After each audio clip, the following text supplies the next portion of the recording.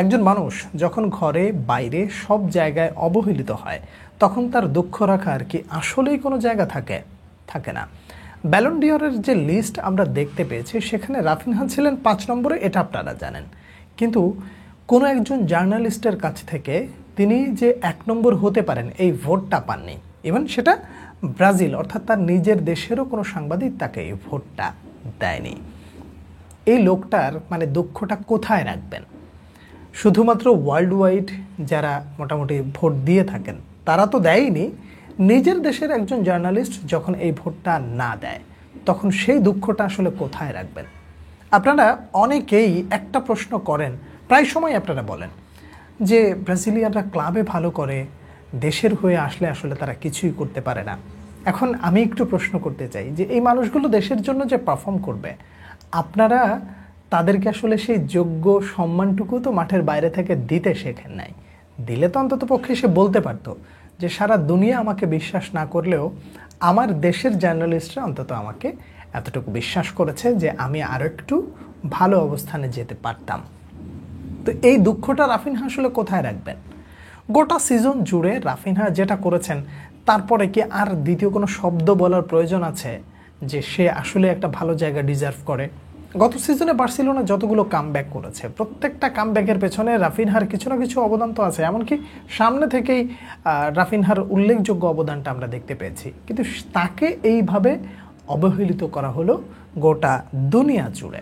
আমি আলাদা করে কোনো ব্যক্তির নাম বা কোনো ফ্যান বেজের নাম উল্লেখ করতে যাচ্ছি না, নিজের দেশের যে জায়গাটা সেই জায়গা থেকে রাফিনহা যদি এইভাবে অবহেলিত হন তাহলে আসলে দুঃখটা কোথায় রাখবেন?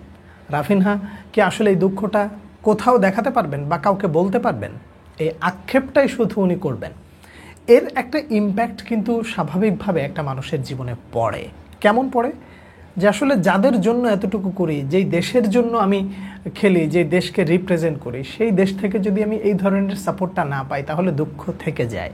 কয়েকদিন আগে ভিনিসিয়াস জুনিয়র যখন মাঠে নামলেন খেলতে, স্প্যানিশ একটা সংবাদ মাধ্যম তার সামনে মাইক্রোফোনটা ধরার সাথে সাথে ভিনিসিয়াস হেঁটে চলে গিয়েছিল না, তারপর উত্তরই দেয় নাই, পাত্তাই দেয় নাই। কেন পাত্তা দেয় নাই জানেন?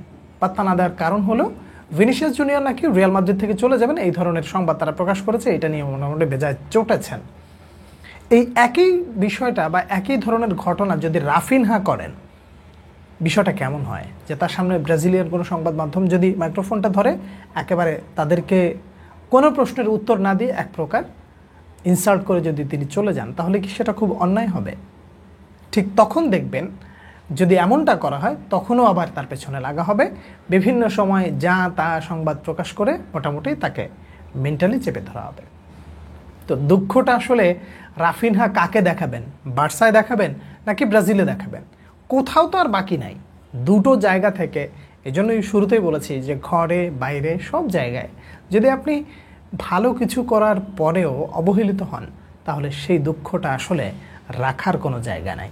রাফিনহা বোধহয় মনে মনে এই একটা কথাই বলছেন যে যাদের জন্য এত কিছু করি তাদের থেকেও যদি আসলে এই ধরনের সাপোর্ট না আসে তাহলে আসলেই দুঃখ রাখার কোনো জায়গা থাকে না। রাফিনহার এই সিচুয়েশনে আপনাদের আসলে কার কাছে কি মনে হচ্ছে জানাবেন। পরবর্তী ভিডিওতে আবার আপনাদের সঙ্গে দেখা হচ্ছে। সে পর্যন্ত অনেক অনেক ভালো থাকবেন। আল্লাহ হাফেজ।